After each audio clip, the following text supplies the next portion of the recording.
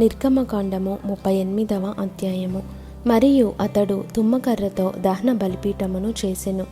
దాని పొడుగు 5 మూరలు, దాని వెడల్పు 5 మూరలు, అది చచ్చౌకమైనది. దాని ఎత్తు 3 మూరలు. దాని 4 మూలలను కొమ్ములను చేసెను. దాని కొమ్ములు దానితో ఏకాండమైనవి. దానికి ఇత్తడి రేకు పొదిగించెను. అతడు ఆ బలిపీఠ సంబంధమైన ఉపకరణములన్నిటినీ, అనగా దాని బిందెలను, దాని గరిటెలను, దాని గిన్నెలను, దాని ముండ్లను, దాని అగ్నిపాత్రలను చేసెను. దాని ఉపకరణములన్నిటినీ ఇత్తడితో చేసెను. ఆ బలిపీఠము నిమిత్తము దాని జవ క్రింద దాని నడిమి వరకు లోతుగానున్న వల వంటి ఇత్తడి జల్లెడను చేసెను. మరియు అతడు ఆ ఇత్తడి జల్లెడ యొక్క 4 మూలలలో దాని మోతకర్రలుండు 4 ఉంగరములను పోతపోసెను. ఆ మోతకర్రలను తుమ్మకర్రతో చేసి వాటికి రాగిరేకులు పొదిగించెను.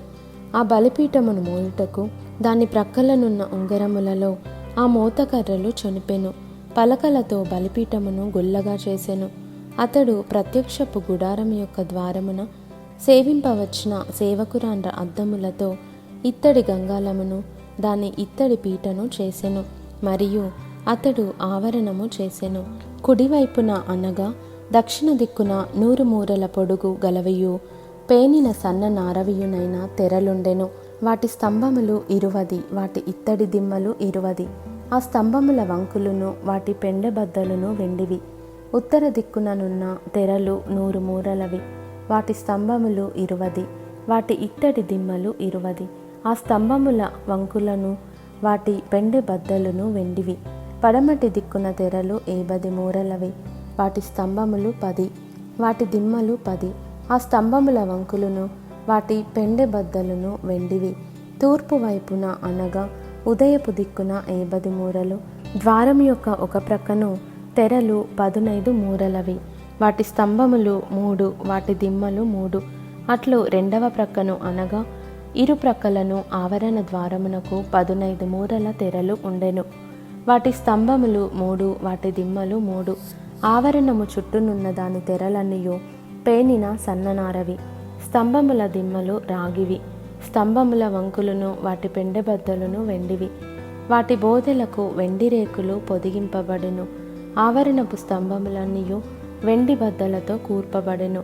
ఆవరణ ద్వారపు తెర నీల ధూమ్ర రక్తవర్ణములు గలదియు పేనిన సన్ననారతో చేయబడినదియునైన పుటాపనిది.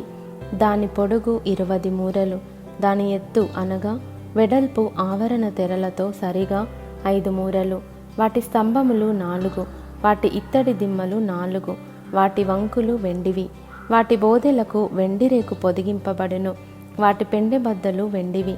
మందిరమునకును దాని చుట్టూనున్న ఆవరణమునకును చేయబడిన మేకులన్నీయు ఇత్తడివి. మందిర పదార్థముల మొత్తము అనగా సాక్ష్యపు మందిర పదార్థముల మొత్తము ఇదే.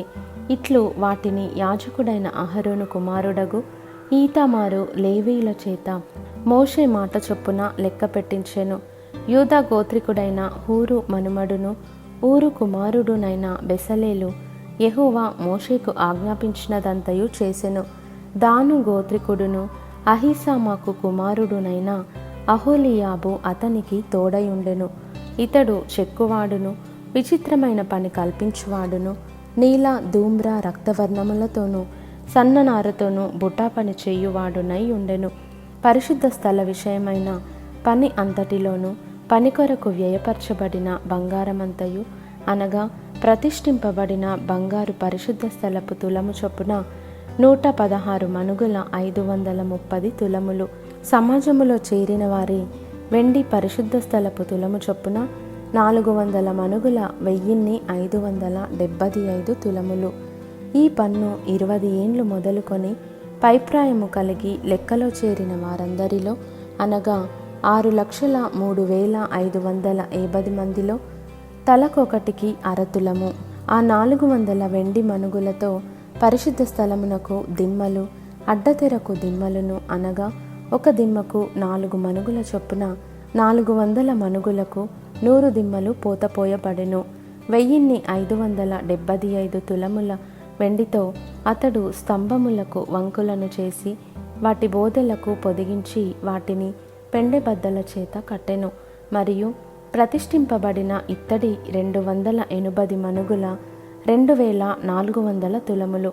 అతడు దానితో ప్రత్యక్షపు గుడారపు ద్వారమునకు దిమ్మలను, ఇత్తడి వేదికను, దానికి ఇత్తడి జల్లెడను, వేదిక ఉపకరణములన్నిటినీ, చుట్టూనున్న ఆవరణమునకు దిమ్మలను, ఆవరణ ద్వారమునకు దిమ్మలను, ఆలయమునకు మేకులన్నిటినీ, చుట్టూనున్న ఆవరణమునకు మేకులన్నిటినీ చేసెను.